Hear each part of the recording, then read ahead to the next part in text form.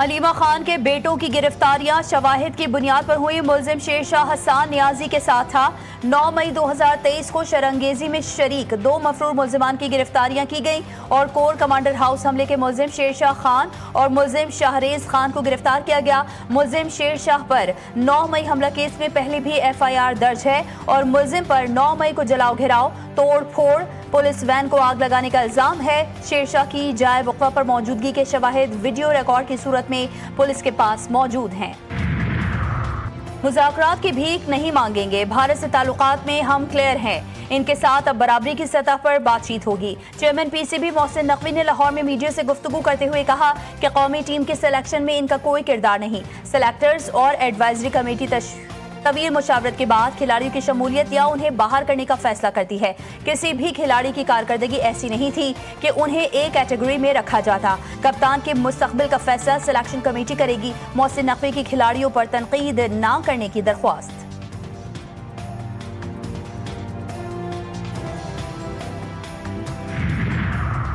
اور انسداد پولیو مہم بے اثر، ملک کے 75 سے زائد اضلاع کے ماحولیاتی نمونوں میں پولیو وائرس کا انکشاف۔ کراچی، لاہور، اسلام آباد سمیت بڑے شہروں کے نمونوں میں پولیو وائرس پایا گیا، جس کے بعد وزیر اعظم نے پولیو ٹاسک فورس کا اجلاس 27 اگست کو طلب کر لیا۔ اجلاس میں چاروں صوبوں کے وزرائے اعلیٰ اور چیف سیکرٹریز بھی شریک ہوں گے۔ پاکستان میں رواں برس پولیو سے متاثرہ بچوں کی تعداد 21 تک پہنچ گئی۔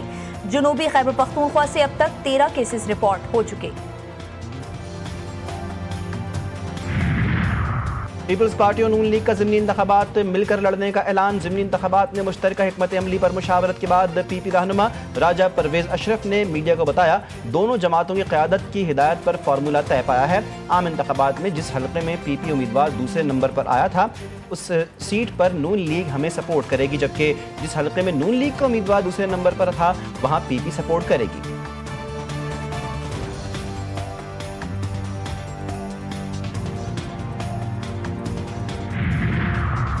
اور کراچی سے را کا خفیہ نیٹ ورک پکڑا گیا۔ شہر میں سیف ہاؤس کی موجودگی کا انکشاف۔ محکمہ انسداد دہشت گردی نے 8 جولائی کو گرفتار کیے گئے 4 بھارتی ایجنٹس کی دہشت گردی کی کارروائی کی سازش بے نقاب کر دی۔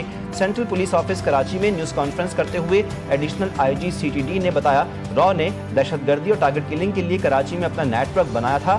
ایجنٹوں کو ٹارگٹ کلنگ کی کارروائیوں کے لیے خطیر رقم فراہم کی گئی۔ کراچی میں دہشت گردوں کے سیف ہاؤسز بھی موجود تھے۔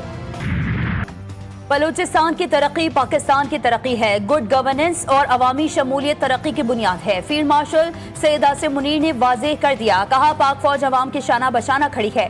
فیلڈ مارشل سید عاصم منیر کا تربت کا دورہ، بلوچستان میں سیکیورٹی ڈائنامکس، خطرات اور کامیاب آپریشنز پر بریفنگ۔ فیلڈ مارشل نے صوبے کے خوشحالی کے لیے بہتر گورننس، انفراسٹرکچر اور عوامی ترقی پر زور دیا۔ فیلڈ مارشل نے فوجیوں کے جذبے اور ملک کی سلامتی کے لیے ان کی قربانیوں کو سراہا۔ دورے کا مقصد سیکیورٹی صورتحال کا جائزہ لینا، ترقیاتی منصوبوں کا معائنہ کرنا اور فوجی اور سول اداروں کے درمیان ہم آہنگی کو مضبوط کرنا تھا۔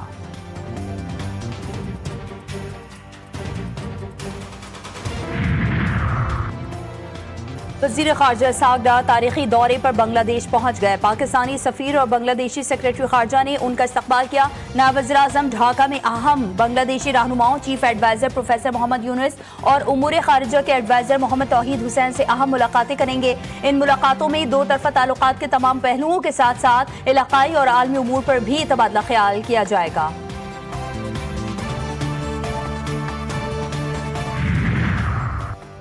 شرمناک شکست کے بعد بھی مودی سرکار کی ڈٹائی برقرار۔ بھارتی وزیر خارجہ نے کہا کہ پاکستان کے ساتھ تعلقات میں کسی تیسرے فریق کی ثالثی قبول نہیں کی جائے گی۔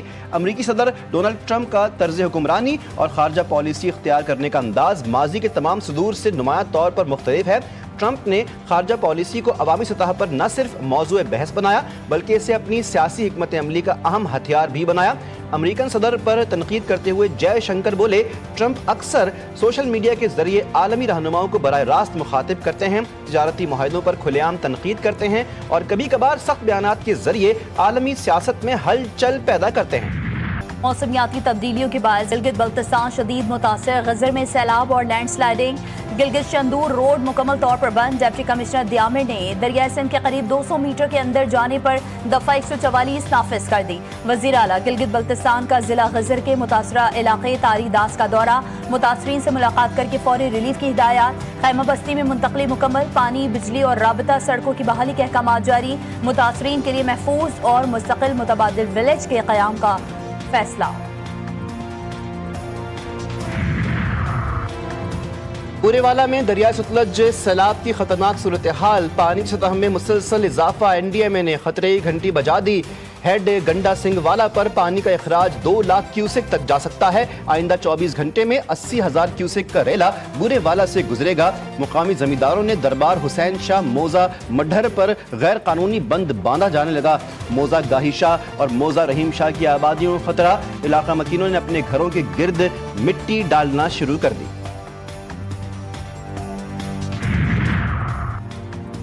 حالیہ بارشوں سے اربن فلڈنگ ہوئی، وزیر اعظم کی ہدایت پر این ڈی ایم اے متحرک ہے، تمام ادارے اور پاک افواج امدادی کارروائیوں میں مصروف۔ وزیر اطلاعات عطا اللہ تارڑ نے کہا کہ سوات 1 ڈویژن میں بجلی مکمل بحال ہو چکی ہے۔ گلگت کی تحصیل گوپت سے تمام افراد کو ریسکیو کر لیا گیا۔